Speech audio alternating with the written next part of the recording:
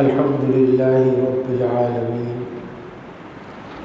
والعاقبة للمتقين ولا عدوان إلا على الظالمين وعلى آله وأصحابه وذرياته أجمعين. أما بعد فأعوذ بالله من الشيطان الرجيم. بسم الله الرحمن الرحيم. قال الله تعالى في القرآن الكريم: فالذين آمنوا به وعزروه ونصروه واتبعوا النور الذي أنزل معه أولئك هم المفلحون. صدق الله العظيم. رب اشرح لي صدري ويسر لي أمري واحلل عقدة من لساني يفقهوا قولي. آمین یا رب العالمین. بزرگان محترم، السلام علیکم ورحمۃ اللہ وبرکاتہ. گزشتہ چند جمعوں سے ربیع الاول کی مناسبت سے حضور سرور کونین صلی اللہ علیہ وآلہ وسلم کی سیرت طیبہ اور اس آیت کی مناسبت سے ہر مسلمان کا نبی مکرم صلی اللہ علیہ وآلہ وسلم کے ساتھ جو بنیادی تعلق ہے اس پر ہم گفتگو کر رہے ہیں. گزشتہ جمعے بھی ہم نے اسی آیت کو لے کر اپنی گفتگو کا آغاز کیا تھا اور حضور سرور کونین صلی اللہ علیہ وآلہ وسلم کی توقیر و تعظیم اور اقرار باللسان و تصدیق بالقلب پر گفتگو کی تھی.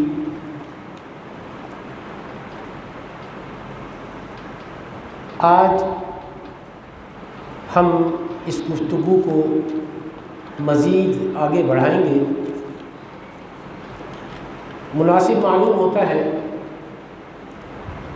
کہ آگے بڑھنے سے بیشتر اب تک کی گفتگو کے جو اہم نکات ہمارے سامنے آئے ہیں ان نکات کا اعادہ کر لیں اور اس کے لب لباب کو اچھی طرح جان لیں، سمجھ لیں اور اس کو ذہن نشین کر لیں. نبی مکرم صلی اللہ علیہ وآلہ وسلم سے ہمارے تعلق کی اولین اور پہلی اور اہم ترین بنیاد حضور سرور کونین صلی اللہ علیہ وآلہ وسلم پر ایمان لانا ہے. اس ایمان کا زبانی اقرار بھی ضروری ہے اور قلبی یقین بھی ضروری ہے. یعنی اقرار باللسان و تصدیق بالقلب، زبان سے اقرار کیا جائے اور دل سے اس کی تصدیق کی جائے.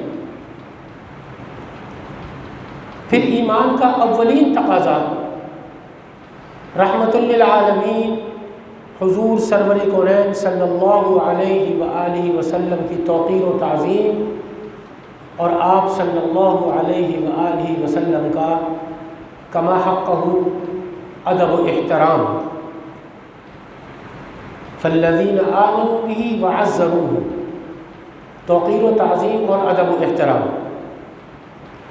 آپ صلی اللہ علیہ وآلہ وسلم پر ایمان اور آپ صلی اللہ علیہ وآلہ وسلم کی توقیر و تعظیم کے دو ناگزیر لوازم، ایک اطاعت کلی اور دوسرے محبت قلبی، جو ہر دوسری چیز کی محبت پر غالب ہو.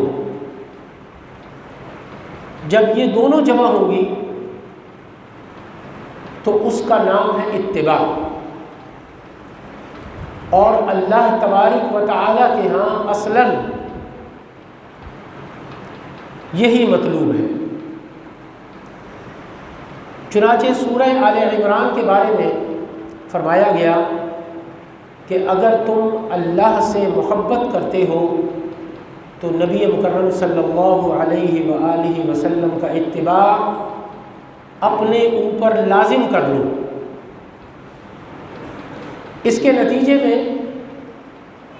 اللہ تم سے محبت کرے گا اور تم اللہ کے چہیتے بن جاؤ گے اور وہ تمہارے گناہ بھی معاف فرما دے گا۔ ہماری گفتگو جو ہے گزشتہ جمعے جہاں پر ہم نے اختتام کیا تھا وہ ایک حدیث مبارکہ پر کیا تھا جو میں نے گفتگو کے آخر میں آپ حضرات کو سنائی تھی کہ حضرت عبداللہ بن عمرو بن عاص رضی اللہ تعالی عنہما سے روایت ہے کہ رسول اللہ صلی اللہ علیہ وآلہ وسلم نے ارشاد فرمایا کہ لا یؤمن احدکم حتی یکون ہواہ تبعا لما جئت بہ او کما قال علیہ الصلاۃ والسلام۔ نبی کریم صلی اللہ علیہ وآلہ وسلم نے ارشاد فرمایا کہ تم میں سے کوئی شخص ایمان والا ہو نہیں سکتا جب تک کہ اس کی خواہش نفس اس ہدایت کے تابع نہ ہو جائے جو میں لے کر آیا ہوں۔ یہاں پر ہدایت کا معنی قرآن کریم فرقان حمید، شریعت محمدی صلی اللہ علیہ وآلہ وسلم۔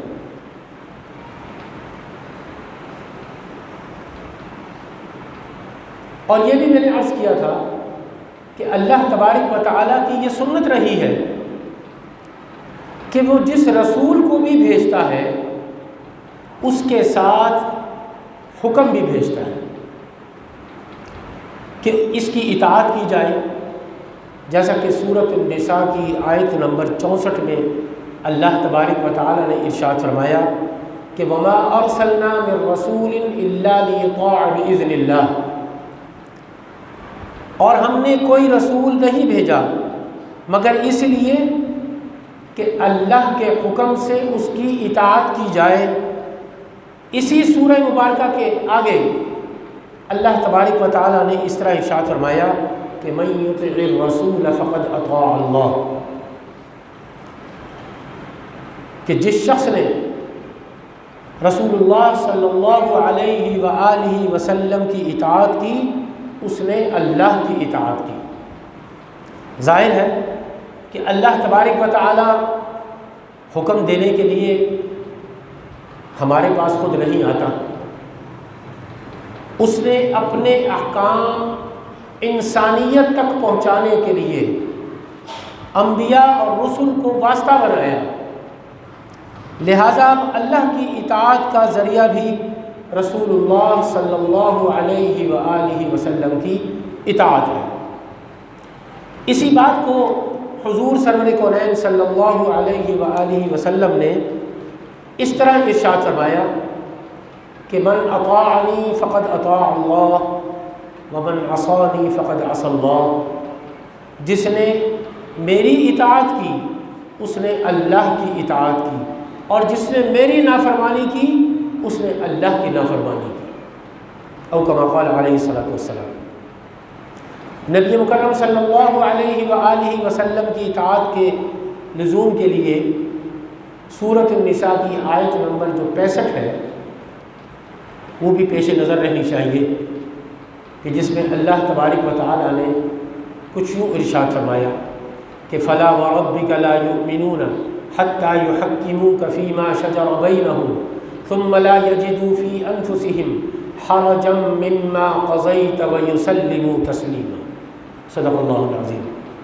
کہ اللہ تبارک و تعالیٰ فرماتا ہے کہ پس نہیں، آپ صلی اللہ علیہ وآلہ وسلم کے رب کی قسم، یہ لوگ ہرگز مومن نہیں ہو سکتے، مومن نہیں ہوں گے جب تک اپنے نزاعات میں آپ ہی کو حکم نہ مانیں، پھر آپ جو فیصلہ کریں اس پر اپنے دلوں میں کوئی تنگی محسوس نہ کریں اور اسے پوری خوش دلی کے ساتھ قبول کر لیں۔ یہ آیت مبارکہ شاید میں نے گزشتہ جمعے بھی میں نے تلاوت کی تھی، حضور صلی اللہ علیہ وآلہ وسلم کے واجب الاطاعت ہونے کی نص قطعی ہے۔ رسول محض مان لینے کے لیے نہیں بھیجا جاتا، یہ بات یاد رکھیں کہ اس کو مان لیا ہم نے، بلکہ وہ اس لیے مبعوث کیا جاتا ہے، اس لیے دنیا میں انسانیت کی ہدایت کے لیے بھیجا جاتا ہے کہ اس کی کامل اور مکمل اطاعت کی جائے، اس کے تمام فیصلے تسلیم کیے جائیں، اس کے جملہ احکامات کی تعمیل کی جائے، اس کی سنت کی پیروی کی جائے، اس کے نقش قدم کو رہنما بنایا جائے۔ حضور صلی اللہ علیہ وآلہ وسلم کو صرف مرکز عقیدت سمجھ لینا ہی کافی نہیں ہے، بلکہ ایمان اور توقیر و تعظیم کے لازمی عملی نتیجے کے طور پر آپ صلی اللہ علیہ وآلہ وسلم کو مرکز اطاعت تسلیم کرنا ضروری ہے۔ اس اطاعت کلی کے بغیر ایمان کا اقرار ایک زبانی دعویٰ تو قرار پائے گا، لیکن یہ حقیقی ایمان کے اعتبار سے اللہ کے ہاں معتبر نہیں ہوگا۔ نبی کریم صلی اللہ علیہ وآلہ وسلم پر ایمان اور آپ صلی اللہ علیہ وآلہ وسلم کی توقیر و تعظیم کا دوسرا لازمی نتیجہ آپ صلی اللہ علیہ وآلہ وسلم سے محبت۔ صرف زبردستی یا مارے باندھے کی اطاعت تو کسی جابر حکمران کی بھی کی جا سکتی ہے، بلکہ اس دنیا میں کی بھی جاتی ہے۔ جابر حکمرانوں کی اطاعت دنیا میں انسان کر رہے ہیں، لیکن جب یہ اطاعت رسول اللہ صلی اللہ علیہ وآلہ وسلم کے لیے مطلوب ہو تو پھر زبردستی کی اطاعت نہیں، یہ بات یاد رکھیں، بلکہ اللہ کو وہ اطاعت مطلوب ہوتی ہے جو انتہائی گہری محبت اور دل کی پوری آمادگی کے ساتھ اور پورے انبساط قلب اور شرح صدر کے ساتھ ہو۔ وہ محبت اللہ کو مطلوب ہے، انتہائی گہری محبت، دل کی پوری آبادگی، کیونکہ رسول اللہ صلی اللہ علیہ وآلہ وسلم کی محبت لوازم ایمان ہے، لوازم ایمان میں سے ہے رسول اللہ صلی اللہ علیہ وآلہ وسلم کی محبت، یہ بات یاد رکھیں۔ اس ضمن میں ایک حدیث آپ کو سناتا جاؤں، خود نبی مکرم صلی اللہ علیہ وآلہ وسلم نے ارشاد فرمایا، عن انس بن مالک رضی اللہ تعالی عنہ، حضرت انس بن مالک رضی اللہ تعالی عنہ اس کے راوی ہیں، وہ روایت کرتے ہیں کہ رسول اللہ صلی اللہ علیہ وآلہ وسلم نے ارشاد فرمایا، لا یؤمن احدکم حتی اکون احب الیہ من والدہ وولدہ والناس اجمعین، او کما قال علیہ الصلاۃ والسلام۔ یہ متفق علیہ حدیث ہے۔ حضرت انس بن مالک رضی اللہ تعالیٰ عنہ فرماتے ہیں کہ رسول اللہ صلی اللہ علیہ وآلہ وسلم نے ارشاد فرمایا کہ تم میں سے کوئی شخص ایمان والا نہیں ہو سکتا جب تک میں اس کے لیے اس کے باپ، اس کے بیٹے اور تمام انسانوں سے محبوب تر نہ ہو جاؤں۔ رسول اللہ صلی اللہ علیہ وآلہ وسلم سے محبت جو ہے اس کا جو ہے وہ یہ ہے مآخذ کہ آپ صلی اللہ علیہ وآلہ وسلم نے فرمایا کہ لا یؤمن احدکم حتی اکون احب الیہ من والدہ وولدہ والناس اجمعین، کہ تم میں سے کوئی شخص ایمان والا نہیں ہو سکتا جب تک کہ میں اس کے لیے اس کے باپ، اس کے بیٹے اور تمام انسانوں سے محبوب تر نہ ہو جاؤں۔ یعنی اگر ایک مسلمان کے دل میں حضور صلی اللہ علیہ وآلہ وسلم کی محبت اپنے تمام عزیز و اقارب اور تمام انسانوں سے بڑھ کر جانگزی نہیں ہوئی تو وہ شخص حقیقتاً ایمان والا نہیں ہے، مومن نہیں ہے۔ زبان سے چاہے جتنے مرضی وہ عقیدت کے پھول نچھاور کرتا رہے، جتنا مرضی کہتا رہے، حدیث مبارکہ کے الفاظ میں نے جو سنائی ہے 2 مرتبہ سنائی ہے، کوئی ابہام نہیں ہے، کوئی ایسی بات نہیں ہے کہ جو ڈھکی چھپی ہو تو کسی کو سمجھ نہ آ رہی ہو۔ بہت آسان الفاظ میں نبی مکرم صلی اللہ علیہ وآلہ وسلم نے اپنے ساتھ محبت کا جو ہے وہ بتلا دیا کہ ایک مسلمان کو مجھ سے جو محبت ہوگی، جو رکھنا چاہتا ہے، تو یہ پیمانہ ہے، اس پیمانے کی محبت اس کے دل میں ہوگی۔ لا یؤمن احدکم حتی اکون احب الیہ من والدہ وولدہ والناس اجمعین، تو وہ اللہ کے ہاں قابل قبول ہوگی، ورنہ وہ یہ زبانی خالی خودی جتنے مرضی نعرے لگاتے رہے اللہ کے ہاں اس کی کوئی بقت نہیں ہوگی۔ تو یہ میں عرض کر رہا تھا کہ اس حدیث مبارکہ میں کوئی ابہام نہیں ہے، کوئی ایسی بات نہیں ہے، بلکہ بڑے واضح الفاظ میں، صاف صاف اور 2 ٹوک انداز میں ایسے شخص کے ایمان کی نفی کر دی گئی ہے جسے نبی مکرم صلی اللہ علیہ وآلہ وسلم کی ذات گرامی دنیا کے تمام انسانوں سے بڑھ کر محبوب نہیں ہے۔ اگر نبی کریم صلی اللہ علیہ وآلہ وسلم کی محبت تمام محبتوں پر غالب نہیں آتی تو در حقیقت آپ صلی اللہ علیہ وآلہ وسلم پر صحیح معنوں میں وہ ایمان ہی حاصل نہیں ہوا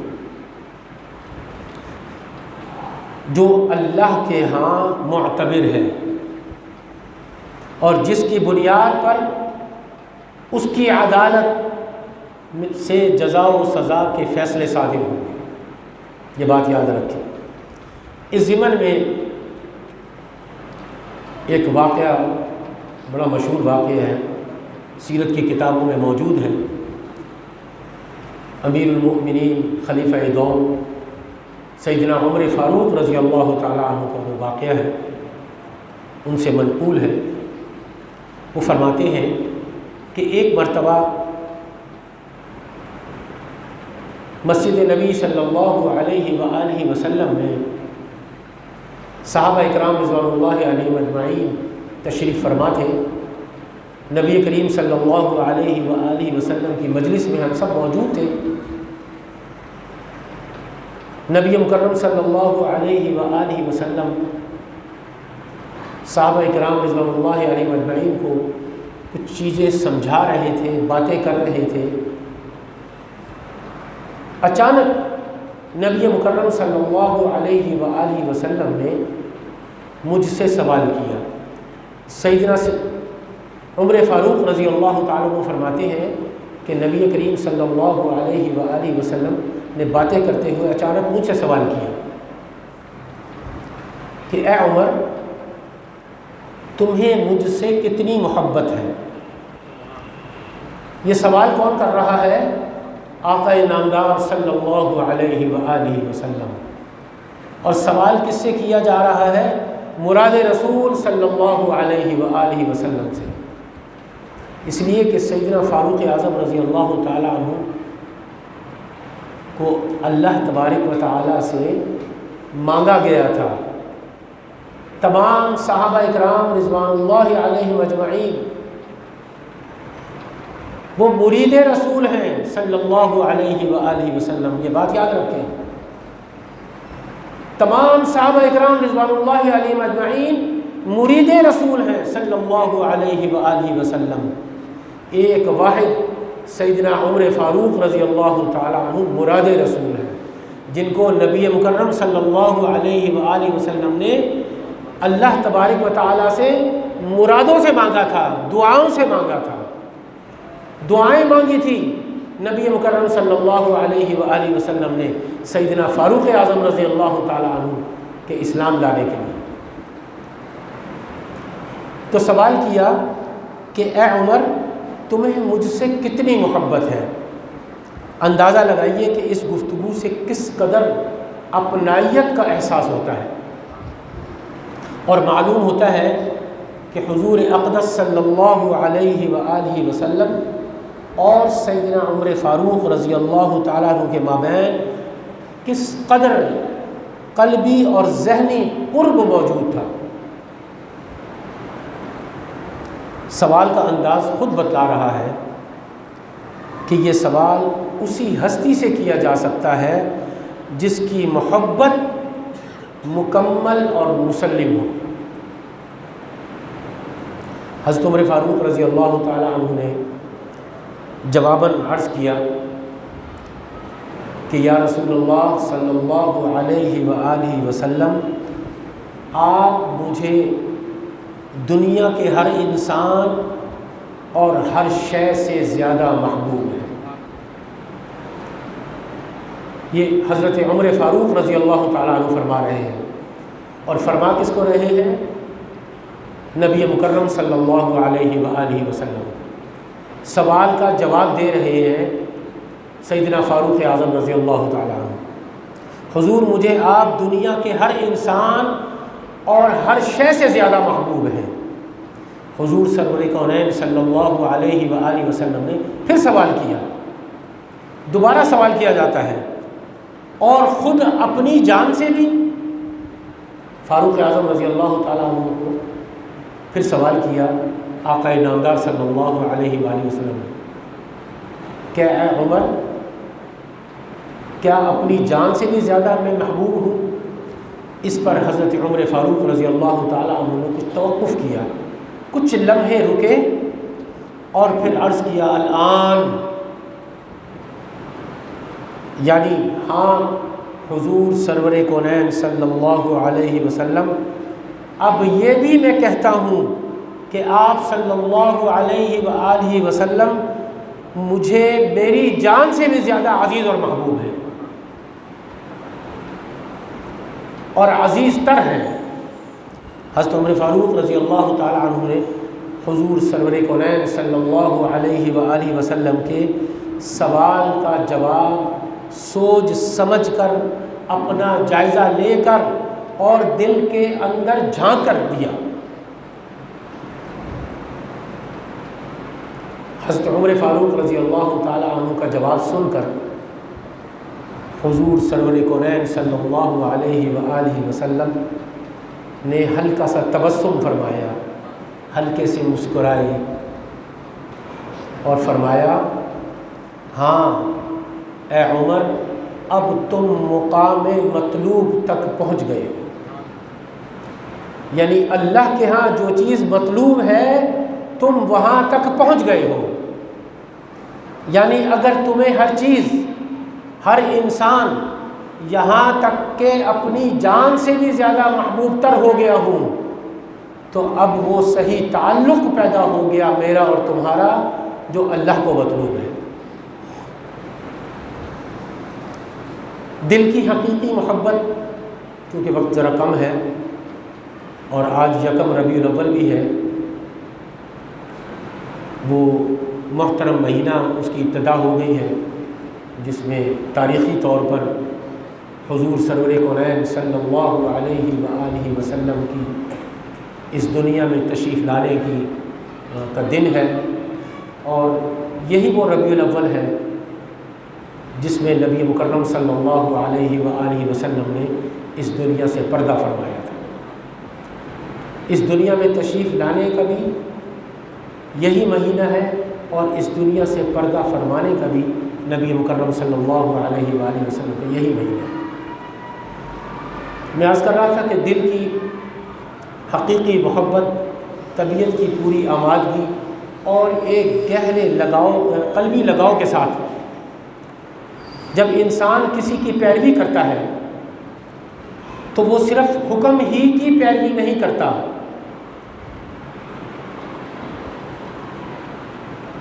وہ جو اپنی زبان سے واضح الفاظ میں دے رہا ہو بلکہ وہ اس کی ہر ادا کی پیروی کو اپنے لیے باعث سعادت سمجھتا ہے اور اس کے چشم آبرو کے اشاروں کا منتظر رہتا ہے۔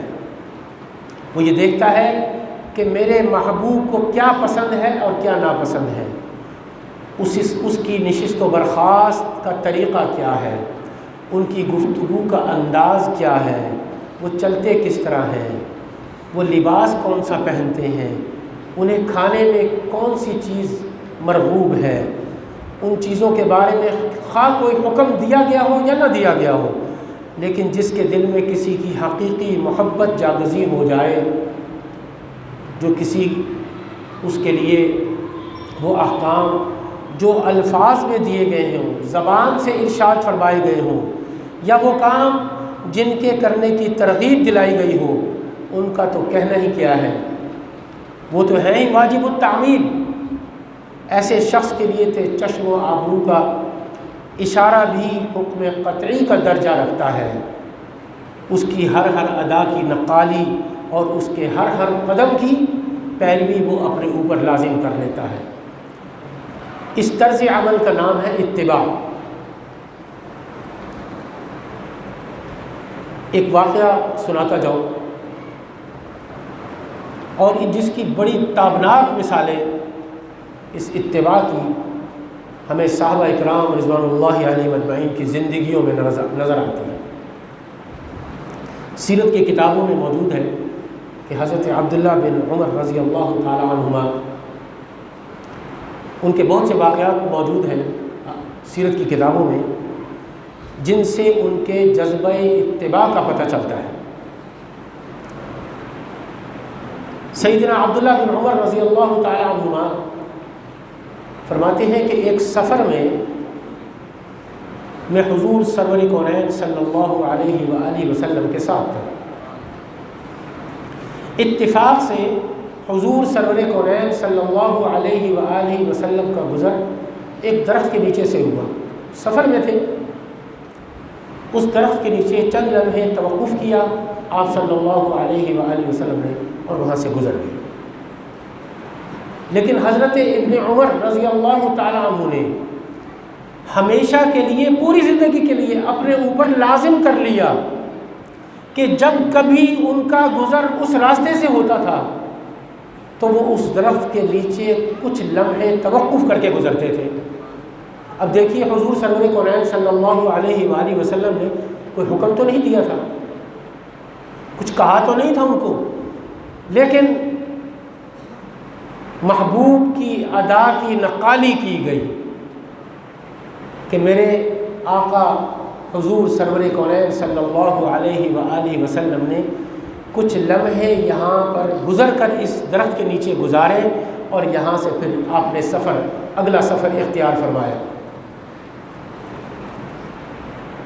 اور پھر فرماتے ہیں کہ حضرت عبداللہ بن عمر رضی اللہ تعالی عنہ نے دوران سفر جب بھی جاتے تھے، حضور سرور کونین صلی اللہ علیہ وآلہ وسلم نے جہاں جہاں پڑاؤ کیا، جہاں جہاں استراحت فرمائی، جہاں جہاں رکے، حضرت عبداللہ بن عمر رضی اللہ تعالی عنہ نے اپنے اوپر لازم کر لیا کہ میرے محبوب جہاں جہاں رکے تھے، جہاں جہاں آرام فرمایا تھا، وہ بھی وہاں آرام فرماتے تھے، وہاں استراحت فرماتے تھے، اور جہاں سے گزرا کرتے تھے حضرت عبداللہ بن عمر رضی اللہ تعالیٰ عنہ اس راستے سے گزرا کرتے تھے۔ اسی طرح حضرت عبداللہ بن عمر رضی اللہ تعالیٰ عنہ نے سفر حج میں انہی مقامات پر پڑاؤ کیا، انہی مقامات پر استراحت فرمائی جہاں پر آقا نامدار صلی اللہ علیہ وآلہ وسلم نے جہاں پر آپ نے پڑاؤ کیا، جہاں پر آپ نے استراحت فرمائی، جہاں جہاں آپ نے رکے، جہاں پر ان تمام جگہوں پر سیدنا ابن عمر رضی اللہ تعالیٰ عنہ نے وہاں پر استراحت بھی فرمائی، وہاں پر رکے بھی، وہاں پر پڑاؤ بھی کیا۔ حالانکہ حضور سرور کونین صلی اللہ علیہ وآلہ وسلم کی طرف سے ایسا کوئی حکم نہیں دیا گیا تھا، لیکن سیدنا ابن عمر رضی اللہ تعالیٰ عنہ نے اپنے اوپر یہ لازم کر لیا تھا۔ اتباع رسول صلی اللہ علیہ وآلہ وسلم کا قرآن کریم فرقان حمید میں جو مقام ہے، سورہ آل عمران کی آیت نمبر 31، یہ میں تلاوت کروں گا، اس کے بعد اس پر گفتگو ہم آئندہ جمعے کریں گے۔ اس کے مطالعے سے ہمارے سامنے آتا ہے کہ نبی کریم اللہ تبارک و تعالیٰ نے ارشاد فرمایا کہ قل ان کنتم تحبون اللہ فاتبعونی یحببکم اللہ ویغفر لکم ذنوبکم واللہ غفور رحیم، صدق اللہ العظیم۔ اے نبی صلی اللہ علیہ وآلہ وسلم، آپ فرما دیجئے اگر تم اللہ سے محبت رکھتے ہو تو میرا اتباع کرو۔ اس کا نتیجہ یہ نکلے گا کہ اللہ تم سے محبت کرے گا اور تمہاری خطاؤں کو معاف فرمائے گا، اور اللہ بہت معاف کرنے والا اور بہت رحم فرمانے والا ہے۔